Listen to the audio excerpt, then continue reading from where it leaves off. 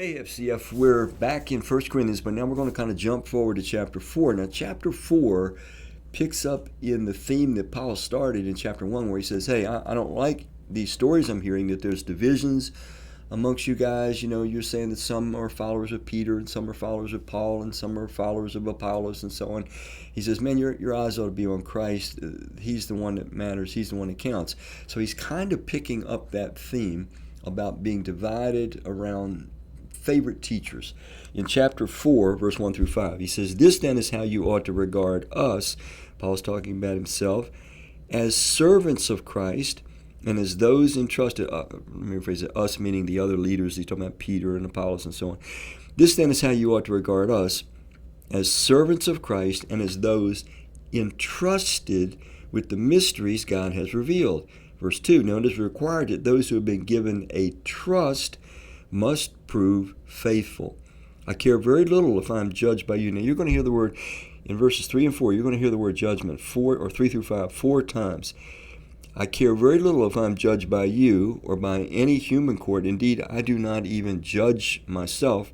That's the second use of the word judge. My conscience is clear, but that does not make me innocent. It is the Lord who judges me. Third use. Verse 5, therefore judge, fourth use, judge nothing before the appointed time. Wait until the Lord comes. He will bring to light what is hidden in the darkness and will expose the motives of the heart. At that time, each will receive their praise from God. So Paul is just trying to help the Corinthians get past this propensity they have to divide amongst themselves by rallying around their favorite teachers.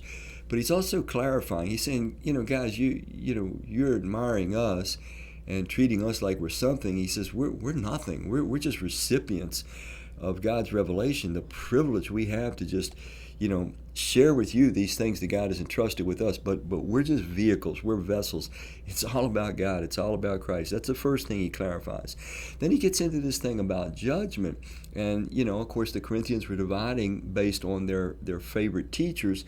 Therefore, they were judging in various ways. Well, Apollos is better than Paul because he speaks beautiful Grecian, Greek, or whatever their cause may. Oh, Peter is better than Paul because Peter was with Jesus, or whatever they might have been saying. So Paul says, hey, your judgment and even my own judgment of myself, it really doesn't matter because none of us have the ability to judge accurately another human being, nor even ourselves. Paul says, hey, look, there's a lot of times even my own conscience doesn't condemn me. He says, but that doesn't mean anything because it is ultimately Christ that will judge us.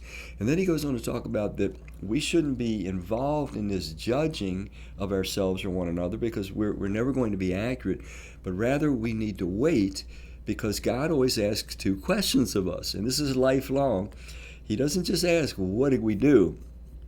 He asks us, why did we do it? A person's motives are critical in accurately determining the value of something they're doing. I mean, a person can accidentally do something really good and look like a hero, but that doesn't mean that they really are a hero. So the scripture teaches God's going to, on Judgment Day, judge and reward. Paul talks about that. Let me read that part to you again. He says, at that time, each will receive their praise from God when our motives, the motives of our heart are exposed, when Christ comes to judge. So when Jesus returns, one of the things that are going to happen in the context of multiple things that are going to occur when he returns is that there will be the judgment of those that have been loyal to God through all eternity, and there will be reward. And it's one of the things I say frequently these days is we are constantly auditioning for our positions in eternity. We're going to have functional positions in eternity. They're going to be exciting, they're going to be meaningful, they're going to be a perfect fit for who we really are and the degree of faithful resilience we have shown ourselves to have developed in this life. Nobody's going to be disappointed in eternity, but we are going to be rewarded based on our faithfulness. Paul said, when a trust has been given, it is required that those who have been given a trust that they prove faithful. In essence, we've all been given a trust. We've all been given some time on this earth. We've all been given some opportunities to do good. We've all been given some talents. We've all been given, if we're Christians, some spiritual gifts. We've all been given some treasure. God's entrusted some financial treasures to us. And so we have all these ways that we can prove that we're faithful or prove that we're not so faithful and trustworthy. So nobody's going to be disappointed in judgment in eternity, but our position forever will be contingent upon how faithful or unfaithful we have proved ourselves to be, because God can't just indiscriminately give positions of power to people who have shown themselves not to be capable of using that power wisely in this life. All right, we'll close out the week right there today. Thank you.